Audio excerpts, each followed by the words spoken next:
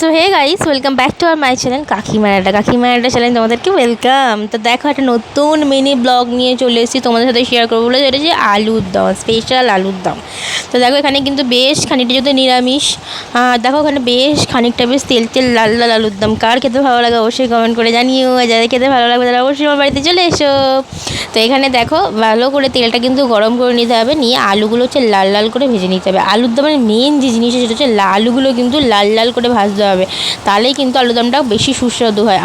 আমি বলিনি এটা, রাঁধুনিরা নাকি এরকমই করে আর কি, এরকমভাবে রান্না করে আমি দেখেছি। তো যাই হোক, সেরকমই চেষ্টা একটা বলতে পারো। তো এখানে দেখো বেশ খানিকটা আলু, মানে যেহেতু 6-7 জন মতন খাবে, দেখো বেশ খানিকটা আলু। পরিমাপটা ঠিক জানি না আমি, কারণ পরিমাপ এত বুঝতে পারি না, যার কারণে পরিমাপটা আমি ঠিকঠাকভাবে বলতে পারলাম না। তো দেখো, এখানে বেশ খানিকটা আলু কিন্তু মা তেলের মধ্যে দিয়ে এবার লাল লাল করে ভেজে নেবে। তো চলো, তোমরা কেমন আছো অবশ্যই কমেন্ট করে আমাকে জানাবে। আর আমরা মোটামুটি আছি, ভীষণ গরম পড়েছে আমাদের দিকে। তোমাদের দিকে টেম্পারেচার কেমন আমাকে কমেন্ট করে জানিও। তো দেখো, এখানে লাল লাল করে ভেজেছে, দেখতেই পাচ্ছ। আর একটা জিনিস হচ্ছে, ভেজার সময় যে নুন আর একটু হলুদ দিয়ে নিয়েছে, দেখতেই পাচ্ছ তোমরা কতটা সুন্দরভাবে ভাজা হয়ে গেছে। আর মা প্রথমে যেহেতু ফোড়নে দেয়নি, ফোড়নটা পুড়ে যাবে বলে দেখো এখানে কিন্তু শুকনো লঙ্কা তেজপাতা দিল। অনেকেই তোমরা কিন্তু প্রথম তেলেতে দিয়ে দিতে পারো, বা আলুগুলো তুলেও দিতে পারো। এখানে মা এক্সট্রা করে আলুগুলো তুলিনি। তো এবার দেখো, একটা মশলার পেস্ট দেবে, সেটা হচ্ছে একটু জিরেও কিন্তু দিয়ে দিয়েছে, যেহেতু জিরেটা তখনও দেওয়া হয়নি।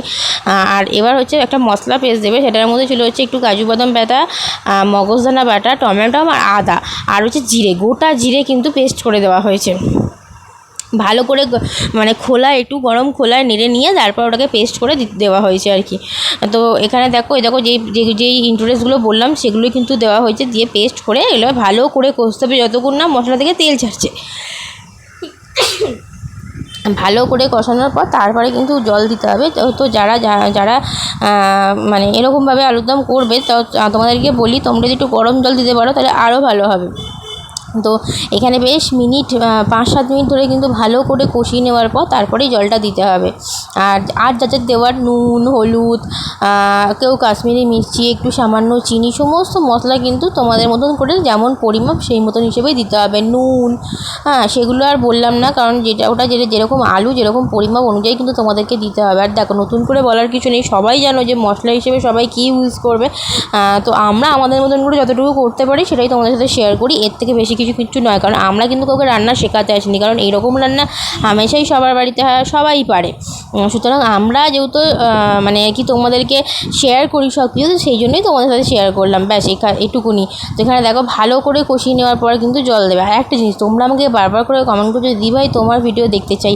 তো দেখো, আমি আগেও বলেছি, আগের অনেক ব্লগে বলেছি, যারা আমার ডেইলি ব্লগ দেখো তারা অবশ্যই জানো যে আমি বলেছি, দেখো আমি যদি কোনো দিনও যদি সময় পেয়ে থাকি আমি অবশ্যই তোমাদের সাথে ব্লগ শেয়ার করবো, বাট আমি সময় পাচ্ছি না বলে তোমাদের সাথে শেয়ার করতে পারছি না। তবে তোমাদের ভালোবাসা আমি অবশ্যই শেয়ার করবো, যেহেতু তোমরা চাইছো। আর আমাকে এত ভালোবাসা দেওয়ার জন্য অসংখ্য ধন্যবাদ, এবং আমার মাকেও এত ভালোবাসা দেওয়ার জন্য তোমাদেরকে থ্যাংক ইউ।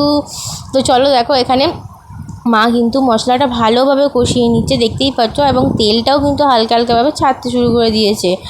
তো এটা কিন্তু খাওয়া হবে পরোটা দিয়ে, জানো তো, বেশ গরম গরম পরোটা আর আলুর দম। আর আলুর দমটা তো আমি খাওয়ার পর যেহেতু ভিডিওটা এডিট করছি, সেই জন্যই তোমাদেরকে বলতে পারছি, আলুর দমটা তো জাস্ট অসাধারণ হয়েছে।